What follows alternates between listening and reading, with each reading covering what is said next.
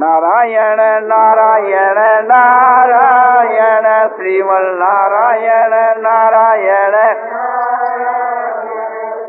नारायण नारायण श्रीमन नारायण नारायण श्रीमन नारायण नारायण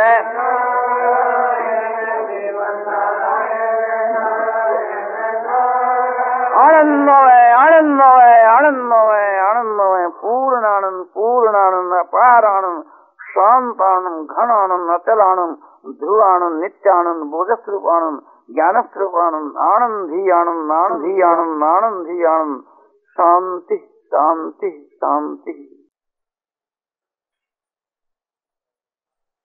समय जो है ये बहुत ही दामी है, इसलिए मनुष्य को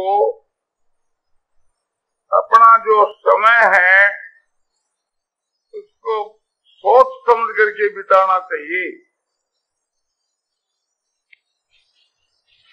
हम विचार कर करके देखते हैं, हम लोगों का बहुत सा समय फालतू काम में चला जाता है। आप अपने मन की तरफ ख्याल करके देखो, आपका मन अधिक समय के बीच के बाद फालतू काम करता हुआ मिलेगा। स्वार्थ और परमार्थ इन दोनों के बीच के मां परमार्थ प्रधान है।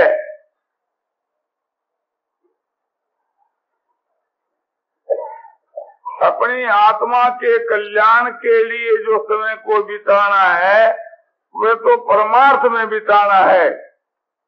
भगवान की भक्ति में, ज्ञान में, वैराग में, सदाचार में जो समय बिताया जाता है, यह भजन,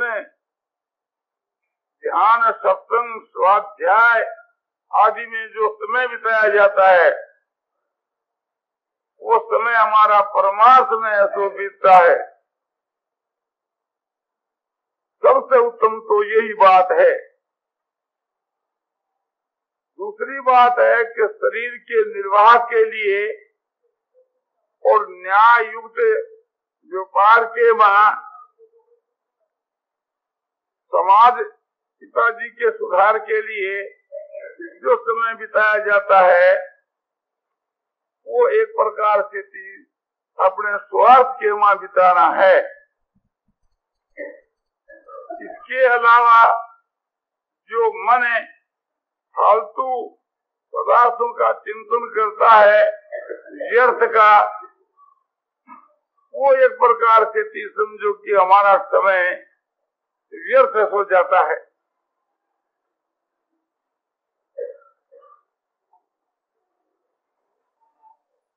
भोगों का चिंतन करने में, आलस और प्रमाद में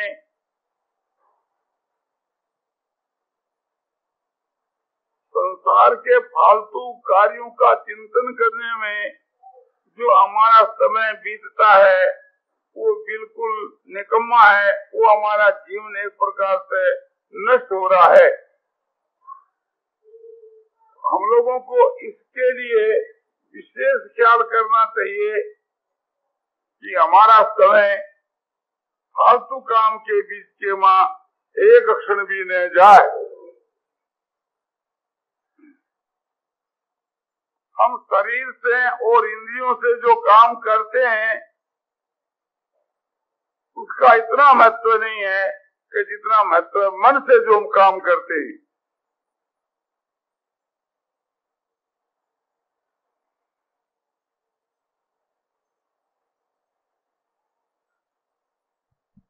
हम कानों से कई कथा सुन रहे हैं, वाणी से भगवान के नाम का कीर्तन कर रहे हैं, किंतु हमारा मन सुनने में नहीं है और कीर्तन में नहीं है, तो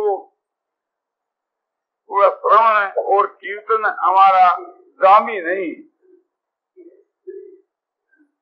और मन से हम परमार्थ विषय का चिंतन कर रहे हैं और इंद्रियां हमारी उस काम के मान नहीं लगी हुई है तो वो उत्तम है। दूसरी बात यह है कि हम शरीर से व्यवहार का काम कर रहे हैं किंतु हमारा मन परमात्मा में है तो वो बात उत्तम है।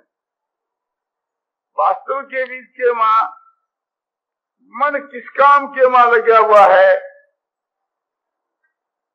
ये बात प्रधानता से देखने की है। इंद्रियों के सहित जो मन काम करता है वो तो उत्तम है ही, किंतु इंद्रियों के साथ में संबंध नहीं रहते हुए मन जो काम करता है वो काम ही वास्तव में काम गिना जाता है। और मन कहीं रहता है और इंद्रियां के द्वारा हम जो भी भली या बुरी चेष्टा करते हैं वो महत्व की चीज नहीं।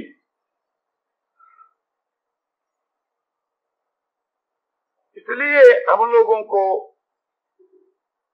उत्तम से उत्तम जो काम है वो मन से करना चाहिए। इस प्रकार से मन से कर करके और हम उसको निष्काम भाव से करें तो वो सर्वोत्तम है।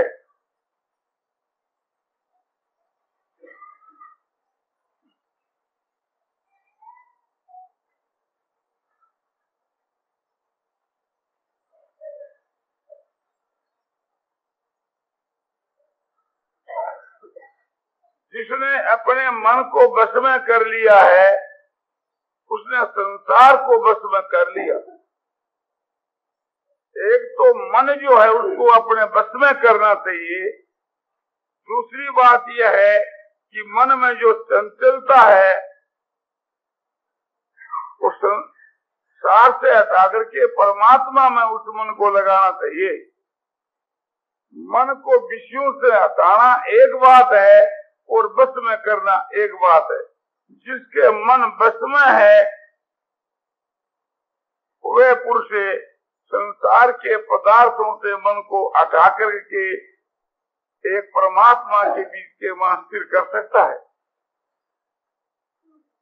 तो मन को एकाग्र करना उसकी अपेक्षा भी मन को बस में करना और उत्तम दर्जे की बात है।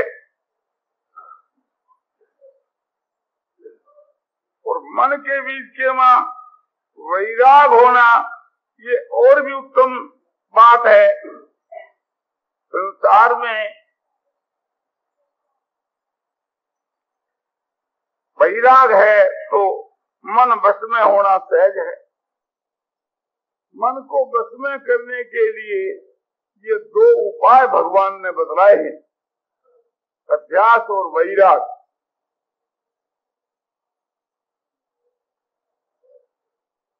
जब चित्त में वैराग है तो मन अपने आप ही बस में हो जाएगा, और जब मन बस में है तो संसार के पदार्थों से मन को हटाना सहज है। अर्जुन ने गीता की 6ठी अध्याय के वहां ये कहा कि प्रभु ये मन बड़ा चंचल है, इसको वश में करना बहुत ही कठिन है। जैसे संसार भर की हवा को रोकना कठिन है, इसी प्रकार मन को वश में करना कठिन है। इसके उत्तर में भगवान गीता की 6ठी अध्याय के 35 के श्लोक में कहते हैं, ऐसे महाबाहो मनो दुर्निग्रहंतलम अध्यासेन तु कौन्तेय वैरागेन च गृह्यते। ऐसे महाबाहो मनो दुर्निग्रहंतलम, हे महाबाहो तेरा जो कहना है वो संशय रहित है। ये चंचल मन स्थिर करना बहुत ही कठिन है। इस चंचल मन को वश में करना बहुत ही कठिन है। ये तुम्हारा कहना जो है जो उचित है, इसमें कोई संशय नहीं, मैं इसका समर्थन करता हूँ। किंतु हे कौन्ते, ऐसा होने पर भी अभ्यास और वैराग के द्वारा ये मन बस में हो सकता है। बस में ही नहीं, अभ्यास और वैराग के द्वारा तो मन का निरोध हो सकता है। महर्षि पतंजलि कहते हैं कि अभ्यास वैराग्याभ्याम तन निरोध हो। अभ्यास और वैराग से उन चित्त की वृत्तियों का निरोध होता है।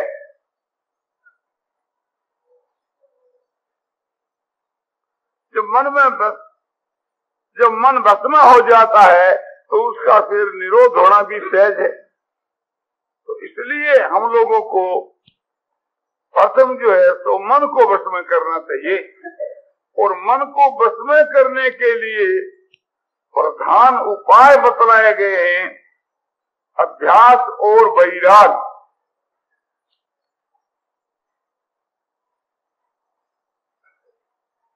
और ये भी ख्याल रखना चाहिए, तीव्र अभ्यास होने से तीव्र वैराग अपने आप ही हो जाता है, और तीव्र वैराग होने से भी अभ्यास भी तीव्र अपने आप ही होने लगता है। क्योंकि ये बात देखी जाती है, जब चित्त में थोड़ा वैराग आता है उसी समय के बीच के में अभ्यास अपने आप ही होने लगता है। जब तीव्र चित्त में वैराग होगा फिर तो कहना ही क्या है। इसी प्रकार से थी जब मनुष्य अभ्यास करता है तो उससे अंतःकरण शुद्ध हो जाता है और उसमें स्वाभाविक की चित्त के मां वैराग उत्पन्न होता है। इससे ये बात सिद्ध हो जाती है, अभ्यास से भी वैराग उत्पन्न होता है और वैराग से भी अभ्यास ऐसा होता है। ये दोनों मित्र है, एक साथ में रहते हैं, इसलिए हम लोगों को अभ्यास और वैराग की तरफ में विशेष ध्यान देना चाहिए। महर्षि पतंजलि कहते हैं कि तीव्र संवेगा नाम आसन्ना, तीव्र वेग वालों को समाधि शीघ्र ही ऐसा होती है।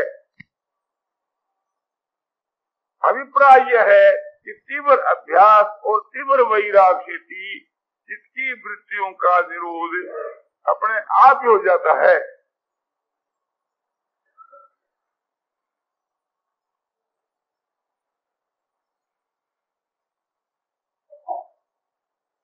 भगवान ने गीता की 15वें अध्याय के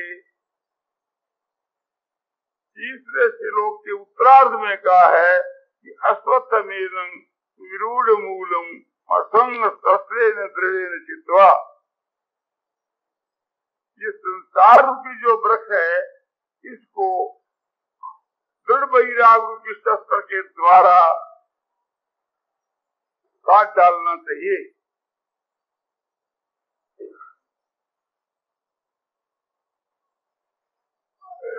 तीव्र जो वैराग है उसी को दृढ़ वैराग कहते हैं। संग नाम आसक्ति का है और असंग नाम आसक्ति के अभाव का है। तो भगवान का ये कहना है कि संसार रूपी जो दृढ़ जो वृक्ष है जिसकी मूला भी बड़ी कठिन है, ऐसे संसार वृक्ष को तीव्र वैराग के द्वारा असंग शस्त्र यानी संग नाम आसक्ति को, असंग माने आसक्ति को अभाव, आसक्ति को जो अभाव है उसी को वैराग कहते हैं। और वो वैराग जो है तो तीव्र है तो उसको दृढ़ वैराग कहते हैं। ऐसे दृढ़ वैराग रूपी शस्त्र के द्वारा संसार वृक्ष को काट डालना चाहिए। काटने का मतलब यह है कि संसार की जो पूर्णा होती है, संसार के जो संकल्प होते हैं, उन संकल्पों का एकदम एक प्रकार से विनाश कर देना चाहिए, अर्थात संकल्पों से रहित हो जाना चाहिए, पूर्णों से रहित हो जाना चाहिए। तो ये बात हो सकती है तीव्र वैराग से। इसलिए तीव्र वैराग के ऊपर भगवान जोर देते।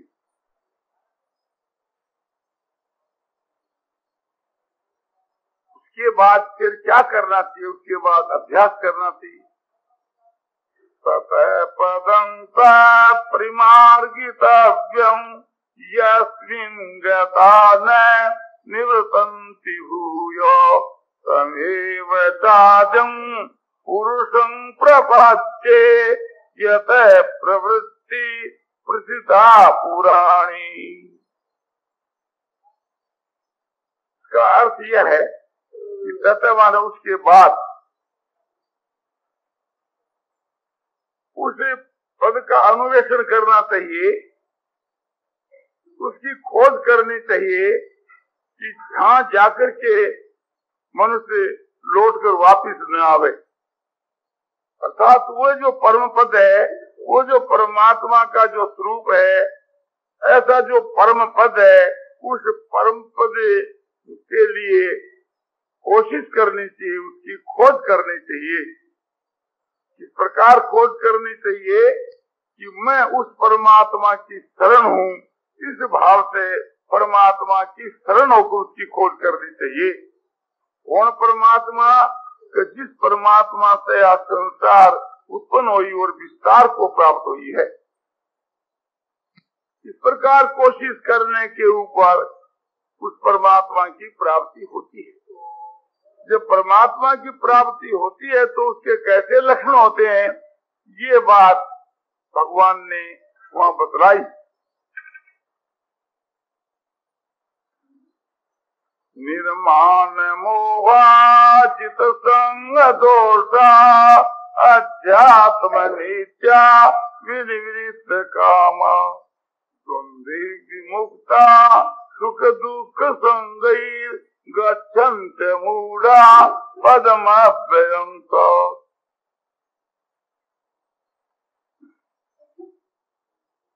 साधन करते करते जब उन पुरुषों की ऐसी स्थिति हो जाती है तब वे उस परम पद को प्राप्त होते हैं। कैसी? निर्माण मोहा, जिन पुरुषों में मान और मोह की गंध भी नहीं है। मान माना अभिमान और मोह माना ज्ञान, इनसे जो रहित है उनको कहते हैं निर्माण मोहा। और जित संग दोषा, जिन्होंने आसक्ति के दोष को जीत लिया है उसको कहते हैं जित संग दोषा। अध्यात्म नित्या, आत्मा जो है, परमात्मा जो है, उसे में जिनकी नित्य स्थिति है उसको कहते हैं अध्यात्म नित्या। विनिवृत्त कामा, जिनकी संपूर्ण कामना चली गई है, जो सारी कामनाओं से रहित है, उसको कहते हैं विनिवृत्त कामा। संजीव मुक्ता सुख दुख संगी, सुख दुख जिनके नाम है, ऐसे द्वंद्वों से जो रहित है, अर्थात सुख दुख हर्ष शोक राग द्वेष अनुकूलता प्रतिकूलता आदि जितने जो द्वंद्व हैं शीत उष्ण, उन सब से जो रहित है उसको कहते हैं कि द्वंद्वों से विमुक्त। ऐसे जो पुरुष हैं वे ज्ञानी जन उसे परम पद को प्राप्त होते हैं।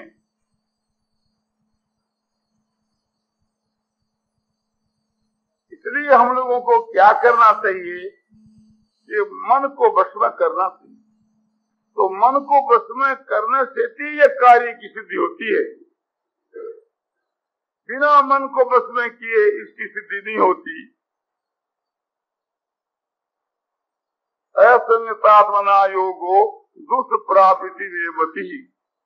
भगवान कहते हैं कि जिनका मन वश में नहीं है उनको ये योग की सिद्धि होनी कठिन है।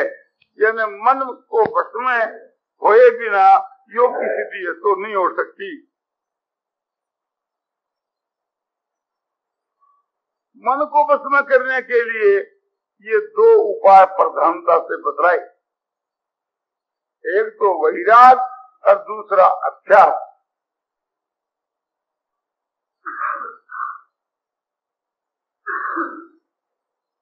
तो अभ्यास किसका नाम है? महर्षि पतंजलि कहते हैं तत्र स्थितो यत्नोऽभ्यास, उन दोनों में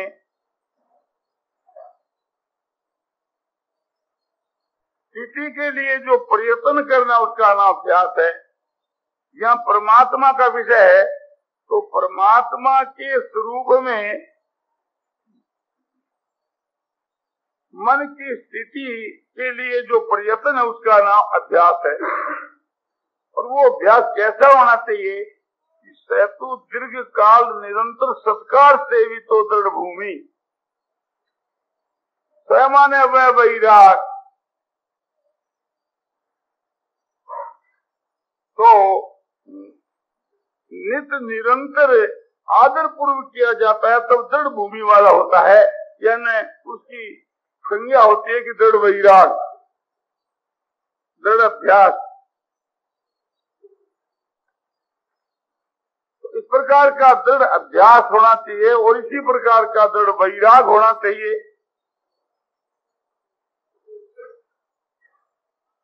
अभ्यास के लिए भगवान गीता में कहते हैं, गीता अध्याय 6 श्लोक 26 में, यतो यतो निश्चरति मनस चंचल मस्तिरम ततो ततो नियमित आत्मन्य वसंग नए। ये मन जहाँ जावे वहां से इसको जाकर के बार बार परमात्मा में लगाना, इसका नाम जो है तो अभ्यास है। दूसरा अभ्यास यह है, दूसरा उस अभ्यास का तरीका कि जहाँ जहाँ मन जावे वहाँ परमात्मा को देखना, जहाँ जहाँ मन जावे वहाँ ही परमात्मा का ध्यान करना, ये भी अभ्यास है। और भगवान के नाम का जो निरंतर जप करना, ये भी अभ्यास है। वाणी के द्वारा जो जप किया जाता है उससे वो बढ़ करके है जो श्वासों के द्वारा नित्य निरंतर जप किया जाता है। और श्वासों के द्वारा जो जप किया जाता है उससे ही वह श्रेष्ठ है जो मन से जप किया जाता है। और मन के द्वारा भगवान के नाम का जप करने के समय साथ साथ के बीच में भगवान का ध्यान रखा जावे तो और भी उत्तम बात है। ऐसा जो जप और ध्यान यदि निष्काम भाव से किया जावे तो फिर कहना ही क्या है। इसलिए हम लोगों को भगवान के नाम का जप, स्वरूप का ध्यान नित्य निरंतर निष्काम प्रेम और श्रद्धा पूर्वक करना चाहिए, वो सबसे उत्तम समझा जाता है।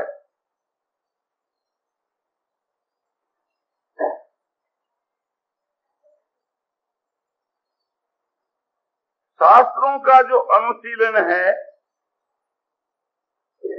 मुक्ति के देने वाले, आत्मा के कल्याण के करने वाले जो शास्त्र है और उन शास्त्रों का जो अध्ययन है उसका नाम भी एक प्रकार से अभ्यास है।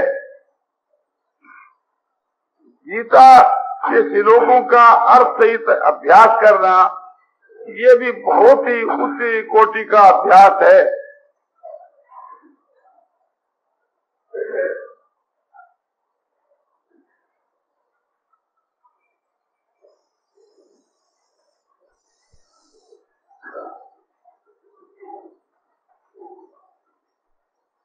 प्राणायाम जो है, प्राणायाम करना, ये भी एक प्रकार से अभ्यास है। अभ्यास के बहुत से तरीके हैं।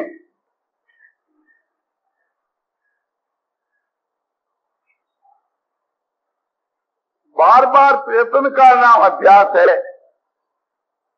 विषय परमात्मा का है, इसलिए परमात्मा की प्राप्ति के लिए जो प्रयत्न किया जाता है उसका नाम है अभ्यास। और ऐसा अभ्यास है नित्य निरंतर आदर पूर्वक करने से भी वो दृढ़ अभ्यास के रूप में हो जाता है। इसलिए हम लोगों को दृढ़ अभ्यास करना चाहिए, यानी तीव्र अभ्यास करना चाहिए। इसी प्रकार से भी संसार के पदार्थों के बीच में वैराग करना चाहिए। संसार के जो जितने विषय भोग हैं इनको घृणित समझ करके, तुच्छ समझ करके इनका त्याग करना चाहिए। संसार के पदार्थों के बीच के वैराग करने के लिए हम लोगों को क्या करना चाहिए, इसके लिए बतलाया जाता है।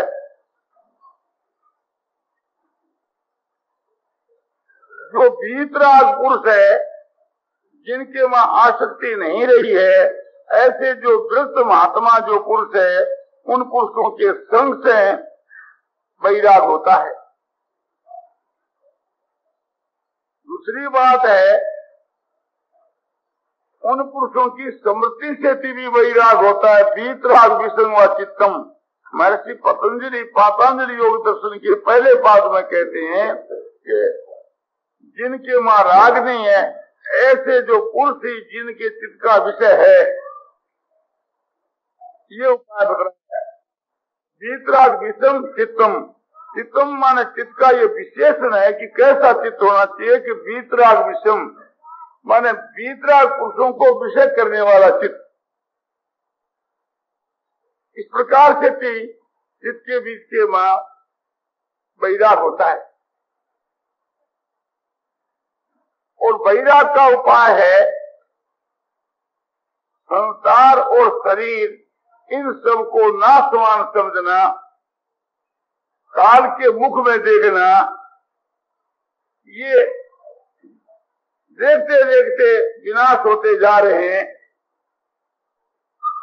इस प्रकार से संसार के पदार्थों को और शरीर को समझना, इस प्रकार समझने से भी वैराग होता है।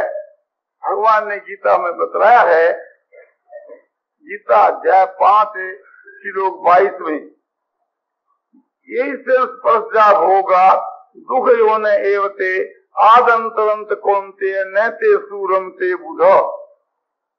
यही से स्पर्शा होगा। संसार के जो पदार्थ, संसार के जो भोग इस प्रकार के हैं, इंद्रियां और विषयों के संबंध से जो उत्पन्न हुए सुख, उसको स्पर्शा भोगा कहते हैं।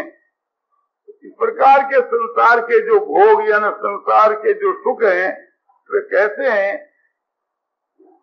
कि दुख के ही हेतु हैं। और कहते हैं कि आगमा पाई उत्पत्ति और विनाशशील है। इस प्रकार से समझ करके बुद्ध जो विवेकी है, संसार के विषयों में नहीं रमते। इससे ये बात सिद्ध होती है कि मूर्ख लोग ही संसार के भोगों में रमते हैं। ऐसा समझ करके हम लोगों को उचित है कि संसार से वैराग करना चाहिए। वैराग का मतलब ऐसा नहीं है कि किसी आश्रम को हम बदलने हुए। वैराग जो शब्द है ये आश्रम का वाचक नहीं है। राग के अभाव को वैराग कहते हैं।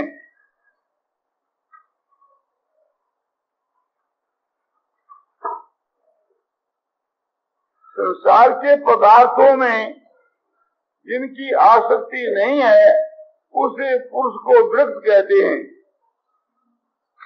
तो ऐसे पुरुषों के दर्शन से, भाषण से, वार्तालाप से, चिंतन से चित्त के बीच के वहां स्वाभाविक ही वैराग उत्पन्न होता है।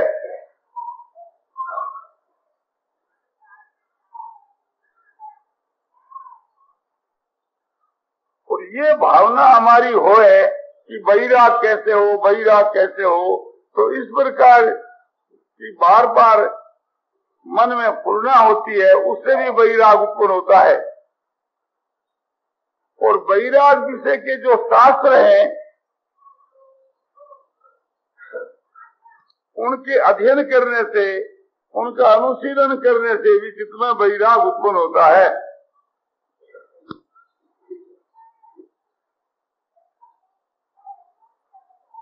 संसार में, शरीर में और भोगों के बीच के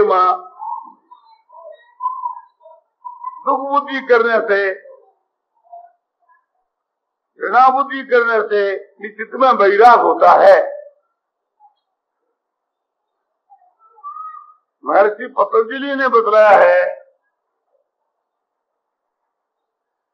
परिणाम ताप संस्कार दुख गुण वृत्ति विरोधा से दुख एवं सर्वं विवेकिनाम।